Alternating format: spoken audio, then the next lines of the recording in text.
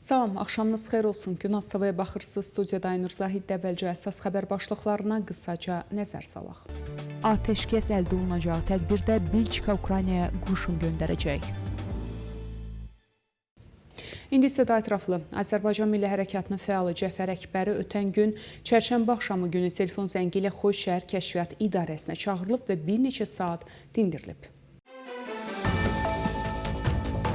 Son günlərdə Azərbaycan şəhərlərində polis zənglərinin, təhdidlərin, həbslərin və ağır cəzaların verilməsinin həcmi xeyli artıb. Qeyd edək ki, Cəfər Əkbəri əvvəllər də polis tərəfindən saxlanılıb və təhdidlərə məruz qalıb. Xatırladaq ki, Cinayət Prosessual Məcəlləsinin müddəalarına əsasən şəxslərin bölməyə çağırılması yazılı çağırış yolu ilə həyata keçirilməlidir. Buna görə də şəxslərin telefon və ya şifahi mesajla çağırılması qanuni çağırış hesab edilmir.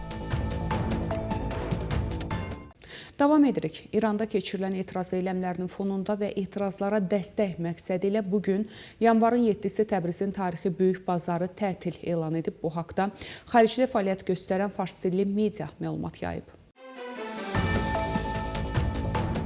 Yerli mənbələr Təbriz bazarında əksər mağazaların bağlandığını təsdiq etsələr də bunun etirazlara dəstək və ya dolların kəskin bahalaşması ilə bağlı olması barədə konkret fikir bildirməyiblər. Günün ikinci yarısında isə Təbrizin Azərcüman nəşri tətil xəbərini təsdiq edib. Valyuta məzənnəsinin və qızılın dəyərinin, eləcə də müxtəlif malların qiymətlərinin kəskin şəkildə artmasına etiraz olaraq Təbriz bazarı tətil elan edərək işini dayandırıb. Etiraz eyləmlərinin genişlənməsi ilə eyni vaxtda İran hökuməti İraqdan özünə bağlı silahlı qüvvələrin ölkəyə gətirilməsini sürətləndirib. Bu haqda xarici media İraqdakı mənbələrə istinadən məlumat yayıb. Bildirilib ki, Kətayib Hizbullah və Hərəkəti Əl-Nücəba, Seyid Əl-Şühadə və Bədir silahlı qruplaşmalarının 800 üzvü İrana keçib. Bu qüvvələrin köçürülməsi prosesi Şələmcə, Çəzabə və Xusravi sərhəd keçid məntəqələri vasitəsilə həyata keçirilir və rəsmi olaraq Məşəddəki İmam Rızanın məzarının ziyarətçiləri kimi qələmə verilir. Ancaq bu qüvvələr Əhvazdakı Xamneyi bazasında toplanır və sonra etirazların yatırılmasında iştirak etmək üçün müxtəlif bölgələrə göndərilir, deyə məlumatda qeyd olunub.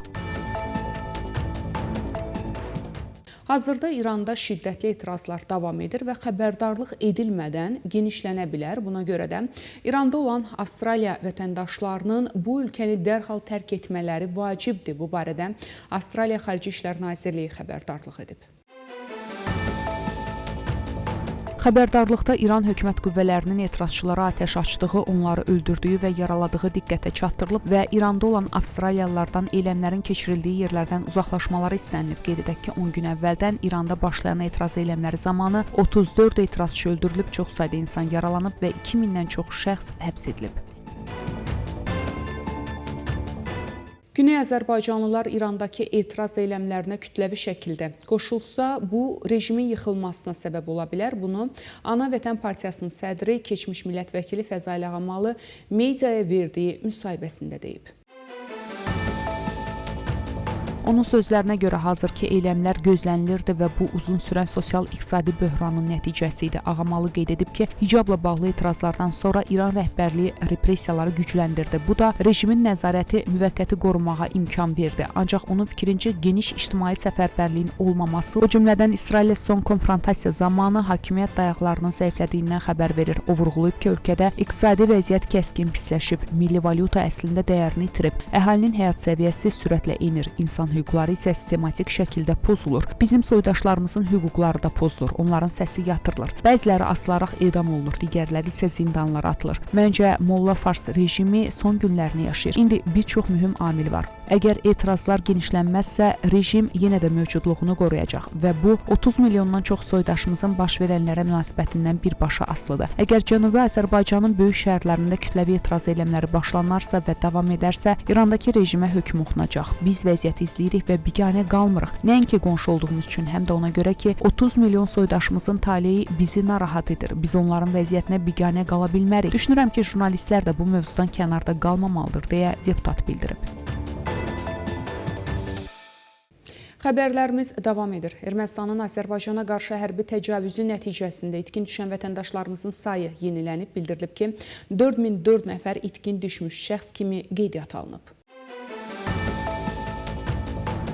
Onlardan 3998 nəfəri 1-ci Qarabağ müharibəsində, 6 nəfər isə Vətən müharibəsi və sonrakı dövrdə itkin düşmüş şəxslərdir. 1-ci Qarabağ müharibəsində itkin düşən 3998 nəfərdən 3217 nəfəri hərbçilər, 781 nəfəri mülki şəxsdir. İtkin düşən şəxslərdən 3710 nəfər kişi, 288 nəfər isə qadındır. Ermənistanın Azərbaycana qarşı hərbi təcavüzü nəticəsində 1-ci Qarabağ müharibəsində itkin düşmüş 203 nəfər itkin şəhidin şəxsiyyəti müəyyən edilərək dəfn olunması üçün ailələrinə təhvil verilib. Davam edirik. Venezuela lideri Nicolas Maduro'nun həbsi üçün əməliyyat keçirən Birləşmiş Ştatların Delta qüvvələrinin xüsusi təyinatlıları İraq sərhədinə yerləşdirilib və bu tezliklə böyük bir hadisənin baş verə biləcəyini işarədir. Bunu İraqlı siyasi və hərbi analitik Kazım Zübeydi deyib.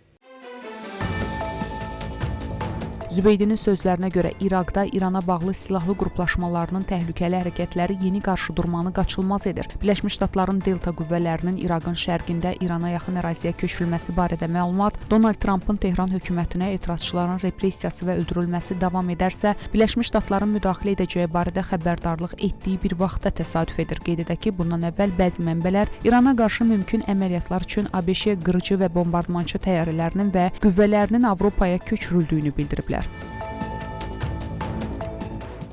ABŞ prezidenti Donald Trumpın administrasiyası Qırlandiyanın alınması üçün bir sıra variantları müzakirə edir. Silahlı qüvvələrdən istifadə variantı da istisna edilmir. Bu barədə Ağ Evin mətbuat katibi Karolin Levitt CNN-ə açıqlamasında bildirib.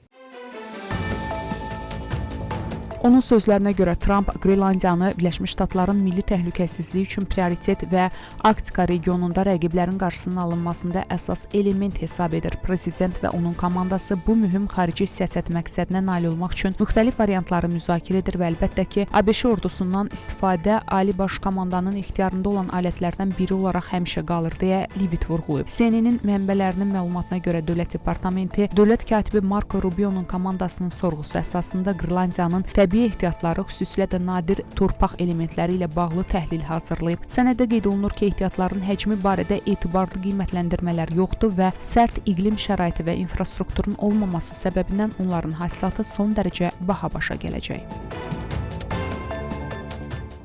Belçika atəşkəs və ya sülh sazişi əldə olunacağı təqdirdə Ukraynaya öz hərbi qüvvələrini göndərəcək. Bu barədə Belçikanın müdafiə naziri Theo Franken X hesabında paylaşım edib.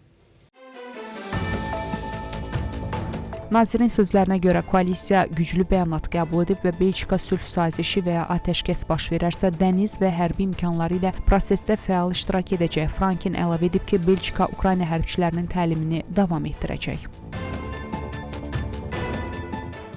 Belə hörmətli tamaşaçılar, bugünə çatdıracağım əsas xəbərlər bunlar idi. Görüşmək ümidi ilə salamat qalın.